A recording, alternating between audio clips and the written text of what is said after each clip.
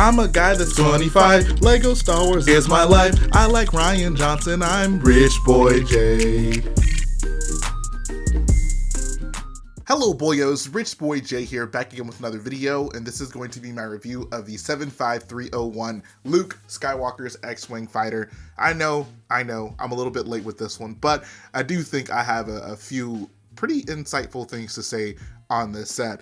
This set retails for $49.99 and it is 474 pieces. That's actually a great value, especially for a Star Wars set. It seemed for so long we were kind of diverging away from that kind of value. Like most sets, you would not find this kind of price per piece if that's the kind of thing you look for. This set and the TIE Fighter of this wave will definitely be known as the quote-unquote scaled down X-Wings and TIE Fighters. It seemed like the prices of these things were just skyrocketing. The piece counts of these things were just skyrocketing. They were getting bigger, more detailed, and Lego basically just said, let's take a step back, let's reevaluate this, and maybe come up with a set that is more accessible to people. Like the last Luke's X-Wing was $80, this one's $50, and with that lower price point comes less pieces and perhaps less detail, or the task to figure out more creative ways to include the detail that you had before, but at a lower price point. Is this a formidable X-Wing, or will it be a disappointment compared to the last iteration? Stay tuned and find out. Before we move forward, this is the front of the box, and this is the back of the box. First, let's take a look at the minifigures. Here we have R2-D2, and I don't even know if it's worth talking about this thing at this point. This is the same R2-D2 many of you have probably seen in many other sets. There's nothing changed or new about him. He's the good old, same old R2-D2. The Leia is probably one that a lot of people are going to be looking forward to in this set. The only other set that Leia with this gown mold is the Tantive 4 set. So if you've been wanting to get this Leia figure, she's now in a considerably more cheap set, so that's kind of an advantage. She does have a double printed face. Here is her smirk, and here's more of an angry face for Leia. Next up, we have Luke in his X-Wing jumpsuit. I first want to give kudos to Lego for finally putting X-Wing Luke in the proper set, but also this is actually a newly printed X-Wing jumpsuit Luke figure, which is awesome. I went ahead and grabbed the older version of this figure. I believe this one probably came in the AT-AT last year, but you can see that there are some pretty significant differences between the two prints and the figures. Like, and if you really didn't care to look, you probably wouldn't notice, but as you take a closer look at them, you'll definitely notice that there are some differences. The one advantage that the new one definitely has over the old one is they did a much better job at the like white printing on the, I don't know what you'd call it, like the vest thing that kind of goes over the jumpsuit. The older one, you can just kind of see the orange bleeding through it just ever so slightly. However, that is just not the case with this one at all. And the same goes for the back. I think you can really tell on the back. So the new one, you can see it's just a nice flat white print. The old one, you can definitely see, like, because it's printed on an orange figure, it kind of bleeds through. I'm glad they corrected that. This is definitely an upgrade for the figure in that regard. And there's also some just more details on the back, like this belt buckle. There's even details in this tube that comes down from the back. Normally I'd be like, man, I've collected so many of these older one that like it's gonna suck having to kind of replenish them with this new one. And at some point I might do that, but I think that at this point these two figures are both so nicely detailed. I mean, the new one I wouldn't say is significantly better than the old one. The old one is still a very nice figure that you could use both of these to kind of populate your Rebel hangar, right? You can just have pilots with a little bit of variation, and I appreciate that. Like, this one is kind of outdated, but it still looks good. Like, you can display these figures together and one doesn't look like it doesn't belong. So I appreciate that. Last thing, Luke does have a double printed faces. It's the same one from his AT-AT set. Visor down, visor up.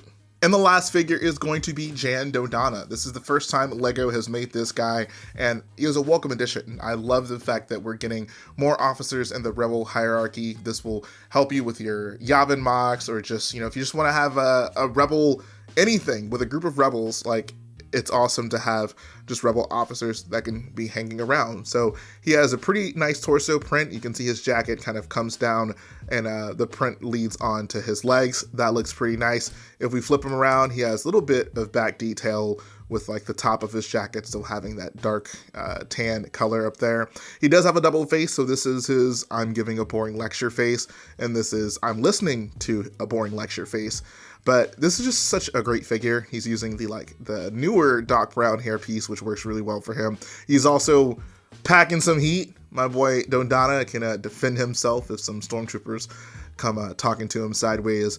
But yeah, I love this figure. This is probably the biggest selling point for this set for me. Like, I didn't really need a new X-Wing, but this Dodonna definitely made me want to go pick this set up. And now for the X-Wing.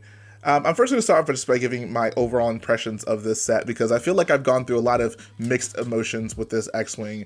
Whenever I first learned that LEGO is going to be putting out a $50 X-Wing, I was just thinking like, wow, like how are they going to shave $30 off the price of the old X-Wing and still have it look, you know, anywhere decent?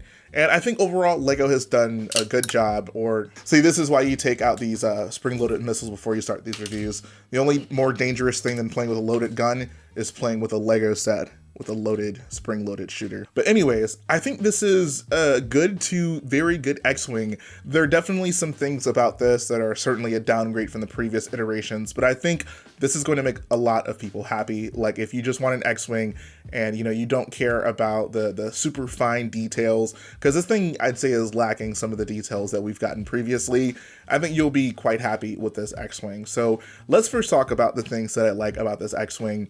I think that the form factor, the just general shape of this thing is pretty spot on. Like, I think they actually nailed the scale on this X-Wing. Like, if you're just getting all the important profile shots, this thing definitely gets the job done. Like, the overall shape of it is just pretty perfect. And that's, when I'm looking at these sets, that's probably the biggest thing that I'm evaluating these sets on. Like, does it just generally look like what it's supposed to look like? I understand if some of the finer details aren't there. Like, this is not a mock, this is a LEGO set, this is a toy that is meant to be played with by children and some adults. But I'm mostly just looking at, like, you know, does this thing look like what it's supposed to look like? And I think it does. I think it is, you know, a very good looking X-Wing. So right off the bat, good job, you've nailed that. Also, I think the wing mechanism is actually really cool and so ingenious, honestly. So you push down this little Technic lift arm right here, and the wings just kind of move into place.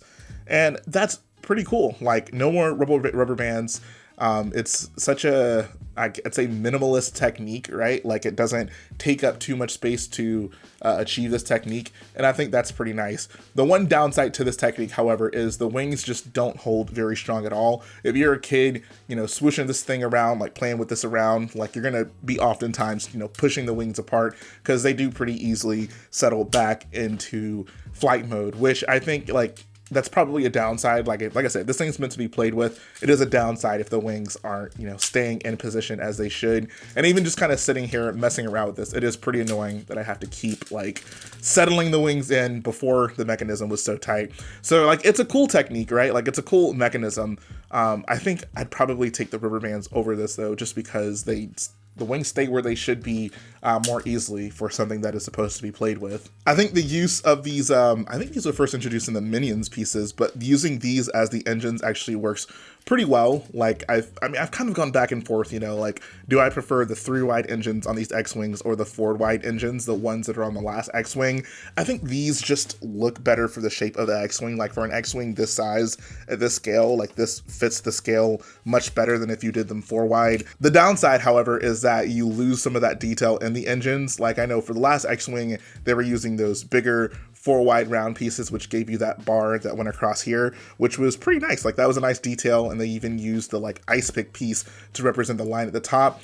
There's literally just no detail on the intakes of these engines. I think that even if they did, like, you know, something like they did with not the last X-Wing, but the one before, where they did either printed pieces or stickers in here to represent that detail, that could have worked out well.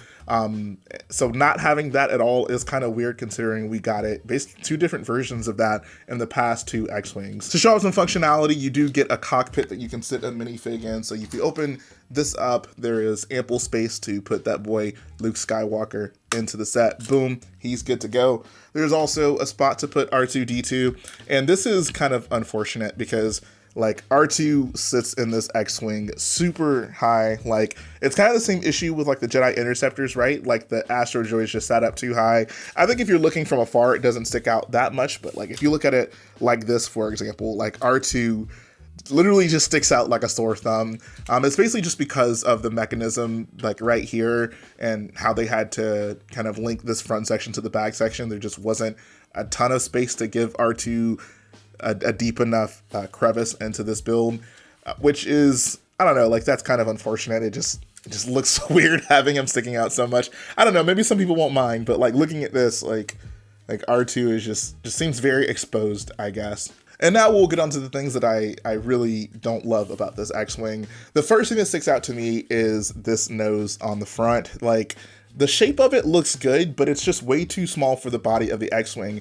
Like, if you're looking at this X-Wing and you see the body around it, these sections right here, the fact that, like, the body here is thicker than the nose, like, that's just not what it should look like. The nose should certainly, like, be bigger than the body around here. Like, the nose just looks way too small for the body of the X-Wing. So, like, that really sticks out to me. And if they have just made that a little bit bigger, I think this X-Wing would actually look much better. So that's kind of unfortunate. Another just weird design choice, and this isn't really a big deal. Like, most people probably won't notice this, but the lasers on the sides of the X-Wing, they kind of hang off the sides of the wings, which, I mean, that's not how this version of the X-Wing is. Like, this is what you might expect from, like, the T-70 X-Wings, like the ones that the Resistance uses. But, like, Luke's X-Wing, the T-65s, like, this gun should be basically on top of the wing, not kind of hanging off the side, if that makes sense. Like, this should be moved over like a stud and a half. So I just found it kind of weird that they decided to make it hang off the wing. Like, I mean, they could have used the same amount of pieces and had it look more accurate. My only guess is maybe they tried that and the guns were just too close, like it just didn't look right. I don't know. It is weird that they did that, however. The last thing that I think is really kind of an eyesore on this X-Wing is the solution to the greebling up top. Previously, with the mechanism they used, the wings weren't scissored. They all kind of had their own individual hinges. So like on this one, like this wing is connected to this wing and this wing is connected to this wing, and that's kind of how they all flat together. But because this one is this way, the mechanism goes all the way across, you kind of lost the ability to have actual like brick built greebling up here. So Lego's solution was to just do stickers right here, and that just does not look great to me at all. For one, the greebling moves when the wings move, and like, I don't think that looks very nice. But I don't know, like previously, you know, when this was all brick built up here and you basically covered up the mechanism, like, I don't know, it just looked so much better to me. I know there's probably people out there who won't care about that at all, but knowing like, you know, what kind of nice brick built greebling Lego used to do on the top of this thing, it is kind of unfortunate that now, you know, that's just stickers.